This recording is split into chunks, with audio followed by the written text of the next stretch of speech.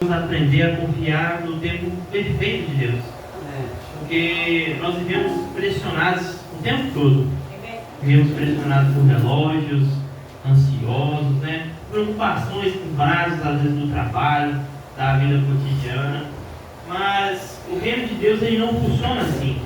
Nós sabemos que Deus não se move pela nossa pressa, mas pelo nosso propósito. E Deus, ele tem um tempo certo para todas as coisas acontecerem nas nossas vidas. Então, eu começar justamente com esse versículo que fala sobre o tempo de Deus e que há um tempo para tudo. Deus, ele controla. Deus controla o tempo. E nós não temos poder sobre o tempo que Deus tem. Nós podemos até nos apressarmos, queremos correr contra o relógio, mas apenas Deus tem o controle do tempo. E Deus não desperdiça nenhuma estação. Quando o escritor desse versículo estava pensando sobre o tempo, e nós vemos que Deus, quando ele foi criar o mundo, ele criou tudo de forma perfeita. Se nós olharmos para a criação de Deus, tudo na criação de Deus, ela é perfeita. Deus, ele criou tudo no seu conforme lugar, inclusive o tempo. O tempo também é a criação de Deus. E às vezes nós nos perdemos preocupados, mas nós temos que lembrar que Deus, ele já sabe o que vai acontecer lá no futuro.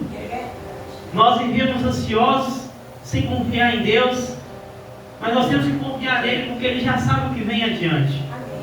E antes de nós existirmos, Deus, ele já estava aqui. E depois de nós, ele ainda estará. Então nós devemos confiar nele. O tempo da natureza, ele é incrível, Zé. Tudo acontece no tempo certinho. Eu estava reparando, viajando esse tempo, trabalhando aí fora. Eu visitei muita fazenda com falta de energia. E teve uma semana que eu cheguei, toda a fazenda que eu chegava tinha bebezinho de bezerro, bebezinho de pintinho nascendo também, tudo junto, os animais tudo nascendo, tudo junto. Aí eu fui perguntar, moço, um colega meu, que entendia disso, falei, rapaz, onde é que nós chegamos, tem filhotinho? Eu reparei, não, Israel, é que essa estação era uma estação feita para isso, era uma época propícia para isso. Aí você chega e vê aquelas plantas tudo bonitinhas, né? Não, Israel, essa época é a época que isso aí germina, que isso aí floresce. Então você vê que Deus, ele planejou tudo certinho para que tudo corresse da forma perfeita. Mas nós esquecemos disso e queremos, como diz, né, passar a carroça na frente dos bois.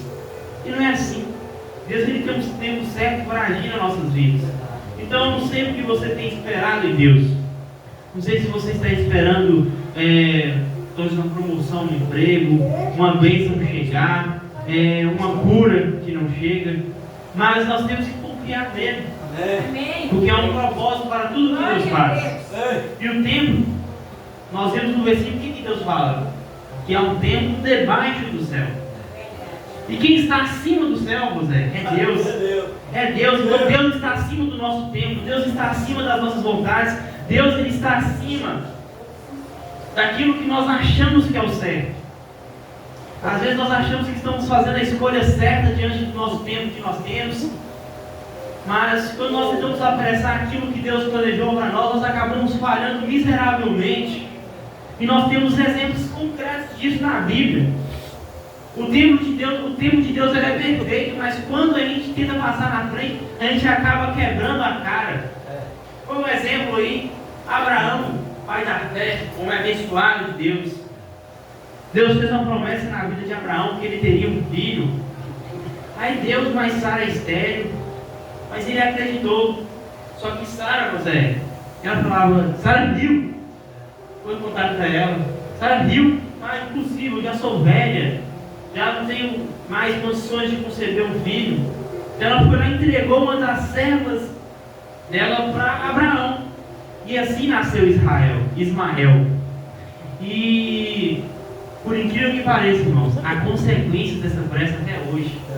Porque os descendentes de Isaac, eles estão em conflito até hoje com os descendentes de Ismael. Tudo isso porque uma pessoa ela tentou não ir de acordo com o tempo de Deus. Então, às vezes, nós acabamos quebrando a cara por escolhas erradas que nós fazemos, por não confiar em Deus. E o tempo de Deus, ele é um processo. Às vezes fala assim: Deus, eu quero tanto uma moto, mas você não está preparado para receber uma moto. Deus, eu preciso tanto de um emprego novo, mas você não está preparado para receber esse emprego. Um exemplo muito grande de processo, irmãos, é José. José era um rapaz exemplar, inteligente, filho de Jacó, né? Ele foi vendido por seus irmãos como escravo. Ele habitou no Egito como escravo, ele foi escravizado, ele foi humilhado, ele parou na prisão. Lá na prisão ele sofreu, passou anos lá dentro. Revelou os sonhos daqueles homens que estavam lá e eles se esqueceram dele. Talvez ele pode ter questionado ali, porque ele sofreu tanto, irmãos, de forma injusta. Ele não tinha feito mal a ninguém para estar naquela situação. E mesmo assim, ele sofreu. Até que ele, depois de passar por tudo isso, ele se torna governador do Egito. Vem a fome, a história que todos nós conhecemos, uma história muito bonita. Veio 7 anos de bonança no Egito e 7 anos de destruição. E graças primeiramente a Deus e através de José, Deus operou naquela terra. E aquela terra ela tinha mantimento para alimentar o Egito e as outras nações vizinhas. E os seus irmãos, os irmãos de José, eles voltaram lá. José de início ele sentiu aquela angústia, né? Aquela raiva que era natural de tanto que José sofreu. Mas depois ele perdoou os seus irmãos. Sabe por quê, José? Porque ele entendeu que era um processo. Ele entendeu que se aquilo não tivesse acontecido, aquilo que os irmãos dele fizeram na vida dele não tivesse acontecido, ele não estaria lá como governador do Egito, salvando inúmeras nações, porque muitas